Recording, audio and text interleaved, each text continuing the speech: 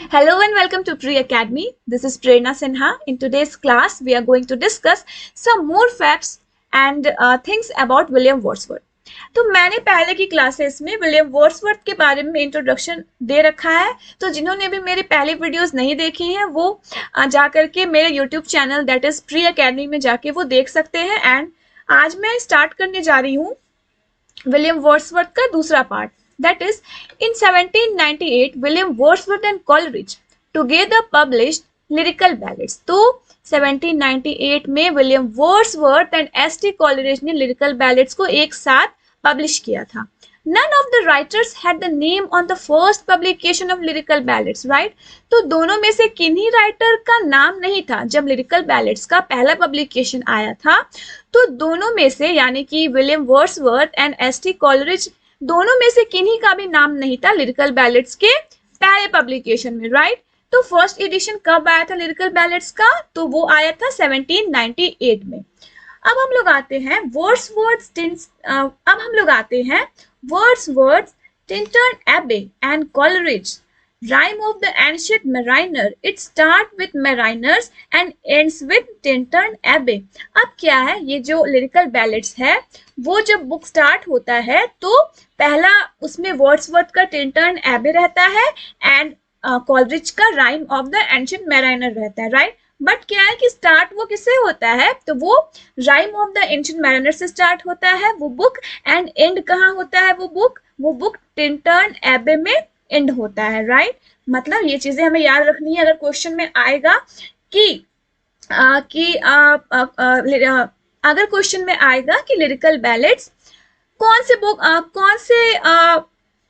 किससे स्टार्ट, तो ये हमें याद रखना है कि अगर एग्जाम में क्वेश्चंस पूछे जाएंगे कि लिरिकल बैलेड्स का स्टार्टिंग एंड एंडिंग का कौन सा वर्क था, तो स्टार्टिंग था rime of the ancient mariner by S T. Coleridge and ending था वो Tintern Abbey by William Wordsworth. Now in this slide we see the second edition was published in 1800 and it listed Wordsworth as an author and included a preface to the poem. यहाँ पे किसकी बात हो रही है? तो यहाँ पे सेकेंड एडिशन यानी लिरिकल बैलेड्स की सेकेंड एडिशन का बात हो रहा है, राइट?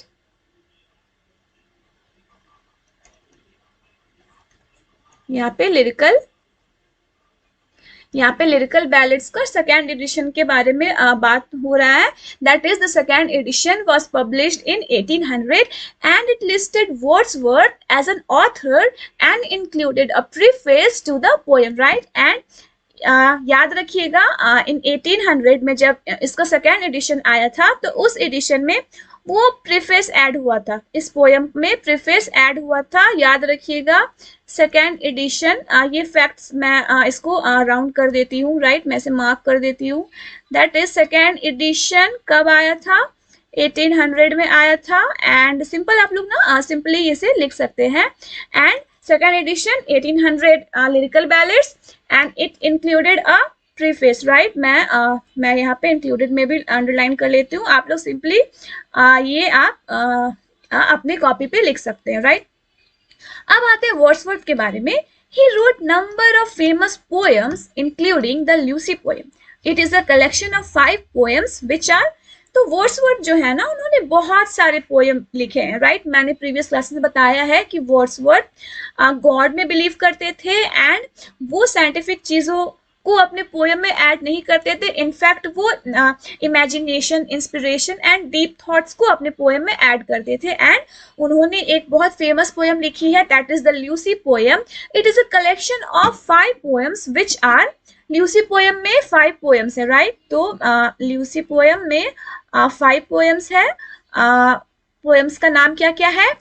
पहला पोएम है strange fits of passion have I known, दूसरा है she dwelt among the untrodden ways, तीसरा है I travelled among unknown men, चौथा है 3 years she grew in sun and shower, and fifth है a slumber did my spirit seal. तो ये चीजें ना इसमें से ये इंपॉर्टेंट है, a slumber did my spirit seal and we have she dwelt among the untrodden ways. These are the important, ऐसे सारे इंपॉर्टेंट्स हैं बस। बट क्या होता है ना कि स्लम्बर डिड माई स्पिरिट सिल से बट क्या होता है ना कि a slumber did my spirit seal से बहुत सारे क्वेश्चंस आते हैं, राइट। सो ल्यूसी पोयम में 5 पोएम्स है। ओके, कौन कौन से पोएम है? पहला strange fits of passion, have I known. दूसरा है she dwelt among the untrodden ways।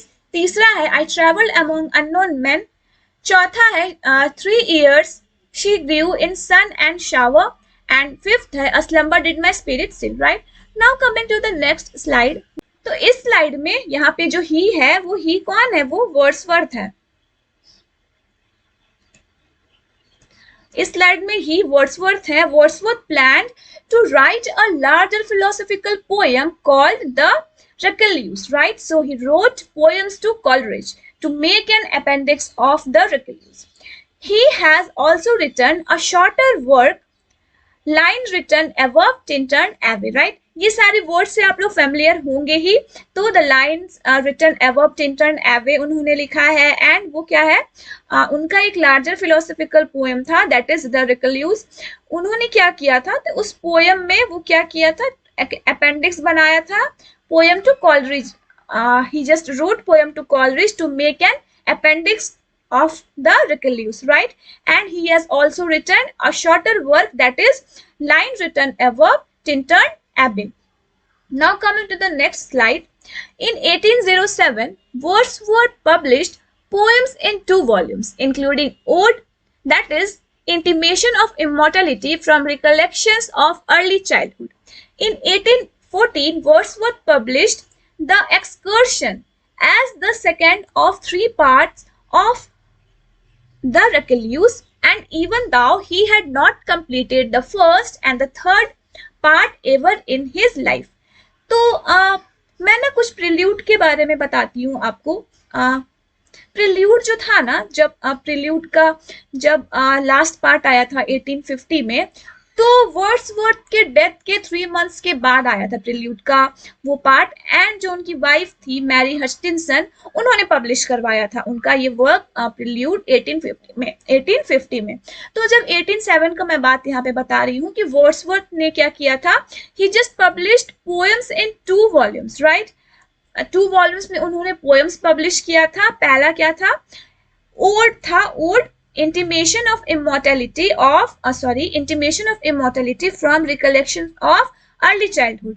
अब 1814 में क्या हुआ था कि Wordsworth published The Excursion as the second of 3 part of the work, यानी कि The Recluse का 3 part था।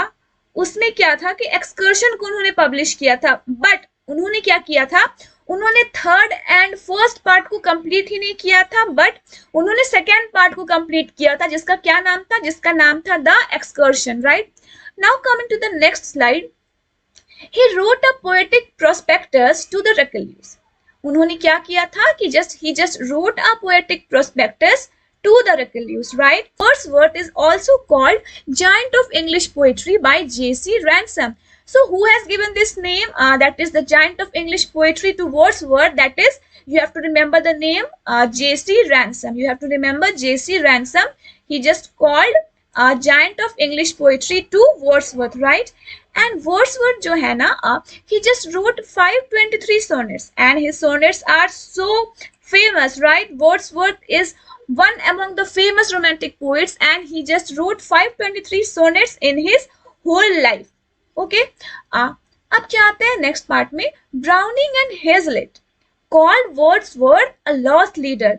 तो ये सारे हमें याद रखनी है कि वर्ड्सवर्थ को जायंट ऑफ इंग्लिश पोएट्री किसने कहा था? तो जेसी रैनसन ने कहा था। एंड लॉस्ट लीडर किसने कहा था? तो ब्राउनिंग एंड हेजलेट ने कहा था, राइट। सो नेक्स्ट क्लास में क्या होने वाला है कि we will just write the names of the works which are written by William Wordsworth, right? Some famous work. We are just going to recall it, or just we are just going to revise it in the next class. And for today, it is just and that's it, right? Because Wordsworth का ये जो phase था ना, introductory part वाला, वो आज खत्म होता है। एंड कल से हम लोग क्या करने वाले हैं कि कल से हम लोग नेक्स्ट अपना जो उनका वर्क्स है वो डिफाइन करेंगे, एंड उनके वर्क्स के बारे में देखेंगे कि उन्होंने कौन कौन से इंपॉर्टेंट वर्क्स लिखे हैं, right.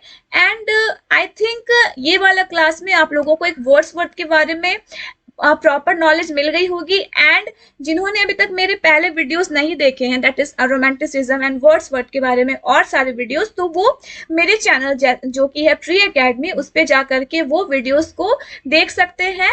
And that's all for today. Thank you so much for watching. Meet you in the next class.